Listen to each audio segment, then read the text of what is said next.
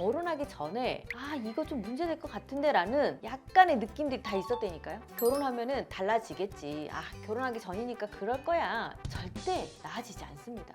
100% 이혼할 확률이 높습니다. 피디님 결혼하셨잖아요. 네네. 결혼하기 전에 가장 큰 고민이 뭐였어요? 솔직히 말해서 이 사람이 결혼해도 지금처럼 비슷할까? 내가 사랑하는 사람이 맞을까? 실제로 지금 저를 찾아오는 사람들 중에 예비 부부가 생각보다 굉장히 많아요. 왜요? 근데 지금 피디님처럼 똑같은 고민을 하고 있는 것 같아요. 이 사람이 결혼해도 지금과 똑같을까? 아니면 결혼 후에 완전히 돌변해가지고 문제가 생기지는 않을까? 이런 고민을 하는 거죠. 거기다가 약간 결혼 준비하면서 미묘한 갈등들이 있잖아요.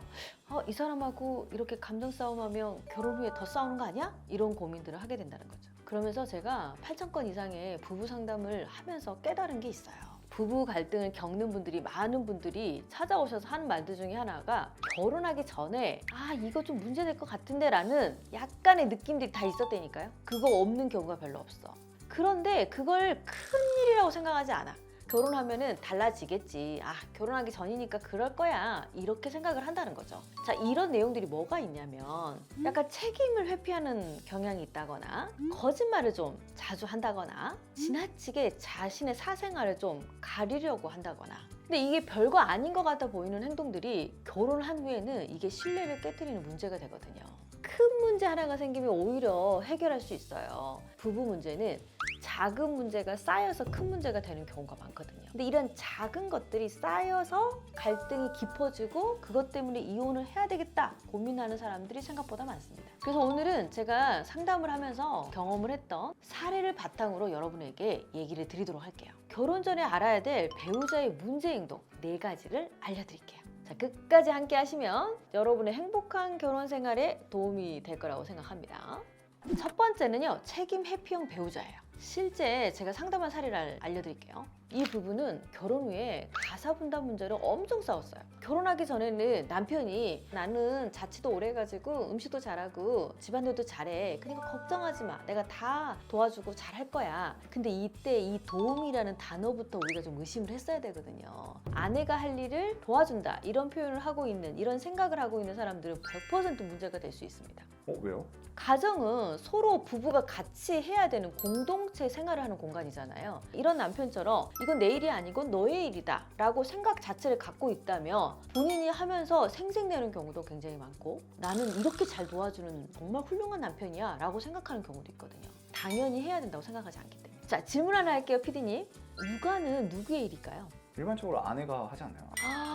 이 영상 나갔다가는 우리 피디님 맞아 죽을지도 몰라. 본인 애기잖아. 애를 무슨 아내가 밖에서 낳았습니까? 같이 낳았잖아요. 우리가 같이 키우기로 했으면 공동의 육아 아닙니까? 실제 이 부부도 결혼하고 나니까 회사 일이 바쁘다, 내가 일이 너무 많다, 이런 핑계로 육아라던가 가사 분담을 전혀 하지 않았던 거죠. 근데 아내는요, 결혼 전에 이 남편이 항상 얘기했거든요. 자기는 굉장히 가정적인 사람이라고. 그 말을 믿고 결혼했다는 거죠. 근데 막상 해보니까 책임을 회피하는 모습만 보이는 거예요. 자, 이런 사람들의 태도는요, 결혼 전에도 분명히 이런 일이 있었을 확률이 높아요.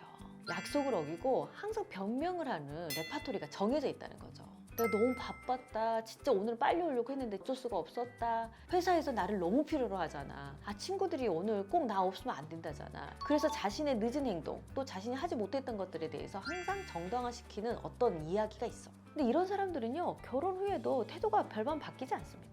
바뀌어야 될 부분은 안 바뀌고 안 바뀌어야 될 부분이 바뀌죠. 이런 사람들 꼭 살펴봐야 되는데요. 여러분이 지금 연애 중이라면 약속을 잘 지키는가? 나와의 약속을 중요하게 생각하는가? 작은 시간 하나라도 애써서 지키려고 하는가? 예를 들자면 정말 일이 밀려가지고 도저히 안 돼서 늦는다는 것 자체가 알고 있잖아요, 자신이. 내가 너무 미안해, 나 늦어가지고 하지만 몇 분까지는 꼭 갈게 라고 얘기해주는 사람하고, 늦을 수도 있지, 진짜 일이 많았다니까, 정말 바빴다니까, 어쩔 수 없잖아, 그럴 때도 있는 거지, 이런 식의 얘기하는 사람은 좀 생각을 해봐야 돼요. 작은 약속을 가볍게 여기는 사람은요, 결혼할 때 큰 약속들을 하잖아요. 평생을 함께 하겠다, 뭔가를 같이 도와주겠다. 그 약속을 지키기가 매우 어려울 수 있다는 얘기예요. 그래서 더 큰 책임을 회피할 가능성이 높습니다. 자, 두 번째는 지나치게 사생활을 보호하는 배우자입니다. 자, 이 부분은요, 남편이 결혼 전부터 자신의 핸드폰을 절대 못 보게 하는 그런 사람이었어요. 연애할 때는 나 프라이버시가 중요한 사람이야. 그러니까 나는 핸드폰 보는 거 좀 그래. 그래서 그냥 그래 그럴 수도 있지 라고 생각을 했다는 거죠. 근데 알고 보니 지속적으로 다른 여자들하고 계속 톡을 하고 있었던 거예요. 근데 원장님 실제로 이렇게 연락은 안 하고 있어도 개인 사생활이 되게 중요해서 안 보여주려고 하는 사람도 있지 않아요? 뭐 저는 물론 핸드폰 보는 걸 좋다라고 말하지는 않습니다. 이건 지켜줘야 되는, 서로의 믿음을 줘야 되는 부분이기 때문에 핸드폰을 검사하듯이 보는 거 하고, 내가 지금 갑자기 검색해야 되는데 핸드폰이, 내 핸드폰 저쪽에 있고 장식기 앞에 있어. 그럼 자기가 자기 거 한 번만 쓸게? 이렇게 쓸 수 있잖아. 절대 안 돼. 내 핸드폰 절대 손대면 안 돼. 이런 사람들, 이런 건 좀 의심을 좀 해볼 필요가 있죠.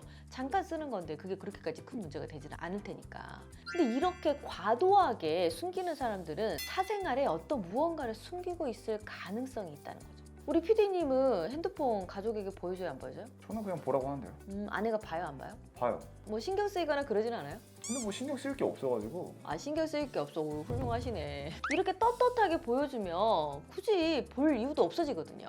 근데 아내들이 남편의 핸드폰을 보는 이유는요, 뭔가 느낌이 안 좋고 뭔가 숨기는 게 있는 것 같은 이 미묘한 감정들이 촉이 발동하죠. 그래서 핸드폰을 본 게 문제가 아니고 핸드폰을 볼 수밖에 없게 만드는 환경이 문제일 수 있다는 얘기예요.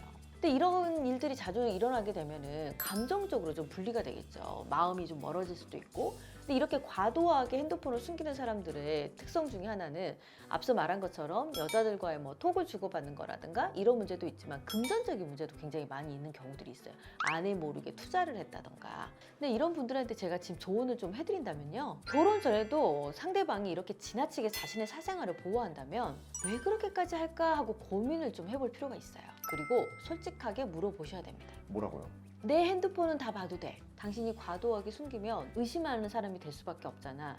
난 당신을 의심하면서 살아가고 싶지 않아. 그러니까 우리가 좀 투명했으면 좋겠어. 물론 나는 당신을 감시하기 위한 것은 아니야. 하지만 서로에게 걸림이 되는 일들은 안 만들었으면 좋겠어. 이렇게 얘기하면 좋죠. 사생활 보호도 매우 중요하고요. 신뢰도 매우 중요한 거예요. 그걸 꼭 명심하시면 좋겠어요.